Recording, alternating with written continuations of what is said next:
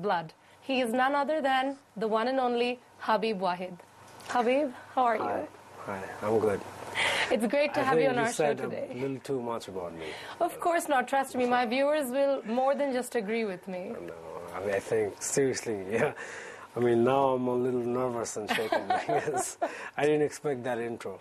Television সামনে যেসব মেয়েরা বসা, they are nervous. You shouldn't be. So Habib, তোমার upcoming albums, কাজ কিছু এসব নিয়ে কথা বলো আমাদের সাথে. Right now, আসলে আমার last albumটা আসলে বের হলো. This hasn't been too long. আমার আব্বার সাথে যে কাজটা করলাম, it was out in last Eid, October. After that, এখন next যে জিনিসটা আসছে, that's actually a very interesting project. It's coming out from Rage Records. Right. এবং it's for the first time interesting in the sense that it's an experimental album. Like এখানে আমি, Balam and Ornob, we first of all একসাথে আমরা for the first time আমরা একই অ্যালবামে তিনজন গান করছি. There is no collaboration, আমাদের individual songs, যার যার গান. But interesting জিনিসটা হচ্ছে আমরা তিনজন জাস্ট একটা করে গান করছি and একই গানগুলোকে আবার একই সিডিতে ফুয়াদ রিমিক্স করছে. Wonderful. Yeah, so this is very interesting concept এবং we are all really hopeful যে এটা খুব মানে মানুষ খুব পছন্দ করবে এবং এটা ভ্যালেন্টাইন্স ডে উপলক্ষেই হচ্ছে. আচ্ছা. So I hope that it comes out. Well, I can guarantee you're going to break records once again. Nah. So now that we're talking about love songs, I want to know your perception on Valentine's Day. My perception on Valentine's Day is probably just like anyone else. It's just that আমি personally এটা believe করি যে ভালোবাসাকে স্মরণ করার জন্য কোনো specific day দরকার নাই.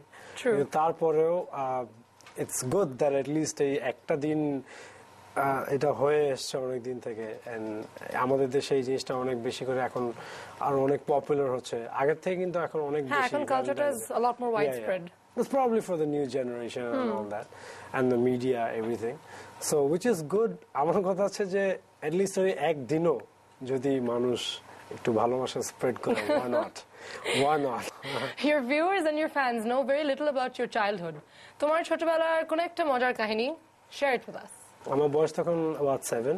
আমার আব্বা একটা প্রফেশনাল অনুষ্ঠান, like অনেক অডিয়েন্স কত যখন আমার সাথে, I'm talking about the mid-80s, ওই সময় আমার আব্বা একটা অনুষ্ঠানে গান করছিলেন তার গ্রুপ সহ. সো ওখানে একটা Congo, you know the instrument, it's তিনটা থাকে কঙ্গো. সো আমার আব্বার according to his description একটা গান চলছে মাঝামাঝি পর্যায়ে, হঠাৎ করে মাঝ পর্যায়ে পিছনে তাকিয়ে, মানে মিউজিশিয়ানদের সাথে অনেক সময় সিঙ্গাররা গানের মাঝখানে ইন্টারাকশন, হঠাৎ করে তাকিয়ে দেখেন যে ওখানে নাকি কঙ্গো প্লেটটার পরিবর্তে ওখানে আমি বাজাচ্ছি. তো আমার আব্বা নাকি ওই সময় অলমোস্ট এমন অবস্থা যে গানের মাঝখানে গানও থামাতে পারছে না, আবার at the same time he is so nervous যে কি হবে. তো যাই হোক উনি গানটা শেষ করলেন. শেষ করার পরে উনি একটু সাইডে গেলেন স্টেজের পাশে. তখন উনি কিছু কঙ্গো প্লেয়ারটা যিনি ছিল ওনাকে ডেকে আমার আব্বা বেশ বকাঝকা করলেন যে কি ব্যাপার, তুমি এই কাজ কিভাবে করলা, তুমি একটা প্রফেশনাল শোতে আসছো, you are not supposed to do this.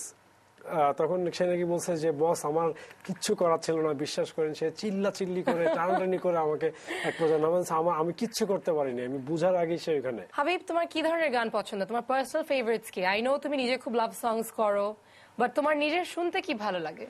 I mean, I'm just a die-hard fan of A.R. Rahman. Other than that, আমি অনেক ছোটবেলা থেকে I used to listen to a lot of S.D. Burman songs, then R.D. Burman.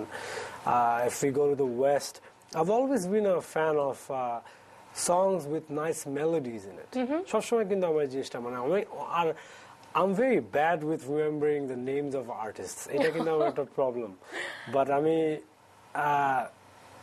একটা গান যদি আমার ভালো লেগে যায়, সেটা যদি আমি ধরো ইভেন 10 বছর 15 বছর আগে আমার শোনা থাকে, if you play it to me now, I can tell you that এই গানটা আমার শোনা, মানে I remember a song by its melody more than who actually sang it.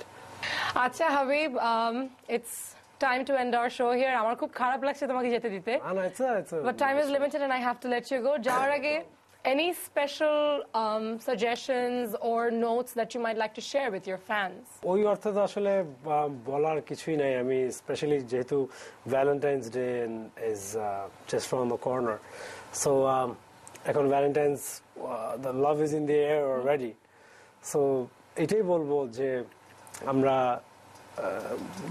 আমরা যদি নিজেরা চেষ্টা করি সবসময় সবাইকে ভালোবাসতে এবং ভালোবাসাটাকে স্প্রেড করতে everywhere, I think, as you said, the world would be a much better place.